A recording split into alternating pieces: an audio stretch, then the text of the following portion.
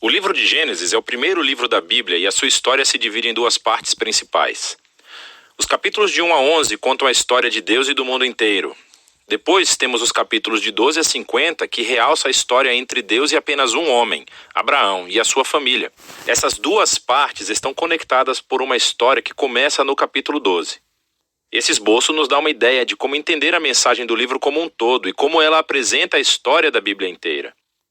O livro começa com Deus tomando a desordem e a escuridão descritas na segunda frase da Bíblia. E disso Deus traz a ordem, a beleza e a bondade. Ele cria um mundo onde a vida pode florescer. Deus faz essas criaturas chamadas humanos, ou Adam em hebraico. Ele cria os humanos à sua imagem, que está relacionado com o seu papel e o propósito deles no mundo de Deus. Os humanos são criados para refletirem o caráter de Deus no mundo. Eles são nomeados como representantes de Deus para governar o seu mundo em seu nome, o que, nesse contexto, significa aproveitar todo o seu potencial, cuidar dele e torná-lo num lugar onde ainda mais vida possa florescer. Deus abençoa os humanos. Essa é uma palavra-chave nesse livro. Deus lhes dá um jardim, um lugar onde podem começar a construir esse novo mundo. A parte importante é que os humanos têm uma escolha sobre como vão construir esse mundo, representada pela árvore do conhecimento do bem e do mal. Até agora, Deus forneceu e definiu aquilo que é bom e o que não é. Mas agora Deus está dando aos humanos a dignidade e a liberdade de escolher. Será que eles vão confiar na definição de Deus para o bem e o mal? Ou vão buscar autonomia e definir bem e mal por conta própria? É um risco muito grande. Rebelar-se contra Deus é abraçar a morte, porque você está se afastando do próprio doador da vida. E isso é representado pela árvore da vida. No capítulo 3, uma figura misteriosa, a serpente, entra na história.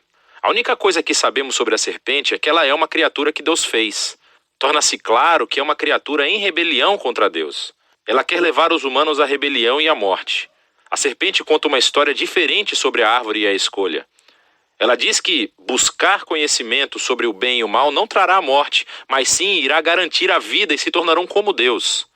Agora, isso é uma ironia trágica, porque sabemos que os humanos já são como Deus. Foram feitos para refletir a imagem de Deus. Em vez de confiar em Deus, os humanos buscam a própria autonomia. Eles escolhem o conhecimento do bem e do mal para si e, instantaneamente, toda a história fica fora de controle. A primeira perda acontece nas relações humanas. E, de repente, o homem e a mulher entendem o quão são vulneráveis. Eles não podem nem confiar um no outro. Eles fazem roupas e se escondem um do outro. A segunda perda acontece na intimidade entre Deus e os humanos. Eles correm e se escondem de Deus. Quando Deus os encontra, eles começam um jogo de culpar um ao outro sobre quem iniciou essa rebelião. E nesse momento a história para. Há uma série de poemas curtos nos quais Deus declara, primeiro para a serpente e depois para os humanos, as consequências trágicas dos seus atos. Deus primeiro diz à serpente que, apesar da sua vitória aparente, ela está destinada à derrota e a comer poeira. Deus promete que um dia uma semente, ou seja, um descendente, virá da mulher e dará um golpe letal na cabeça da serpente. O que parece uma ótima notícia, mas essa vitória terá um custo, pois a serpente também dará um golpe letal no calcanhar do descendente, enquanto está sendo esmagada. A promessa desse guerreiro ferido é misteriosa. Mas no fluxo da história até então, você vê isso como um ato de graça de Deus. Os humanos acabaram de se rebelar. E o que Deus faz? Ele promete resgatá-los. Mas isso não elimina as consequências das decisões do ser humano. Deus informa que agora os aspectos da sua vida conjunta, tanto na vida em casa como no trabalho, serão cheios de tristeza e dor por causa da sua rebeldia, o que levará à morte. E a partir daqui, a história só piora. Os capítulos 3 a 11 traçam o efeito crescente da rebelião e das relações humanas fraturadas em todos os níveis. Há uma história sobre dois irmãos, Caim e Abel. Caim tem tanta inveja do seu irmão que quer matá-lo. Deus adverte Caim que não caia na tentação, mas ele faz isso de qualquer maneira. Ele mata o seu irmão no campo. Caim então constrói uma cidade onde reinam a violência e a opressão. Tudo isso culmina na história de Lameque. Ele é o primeiro homem da Bíblia a ter mais de uma esposa. Ele as acumula como sua propriedade. E entoa uma breve canção sobre como ele é ainda mais violento e vingativo do que Caim. Depois disso, temos uma história estranha sobre os filhos de Deus, que poderia se referir a seres angelicais do mal ou aos antigos reis que alegavam descender dos deuses. Como Lameque, eles adquiriram tantas esposas quanto quiseram e geraram os Nefilim, grandes guerreiros dos tempos antigos. Qualquer que seja a interpretação correta, o ponto principal é que os humanos estão construindo reinos que enchem o mundo de Deus com violência e ainda mais corrupção.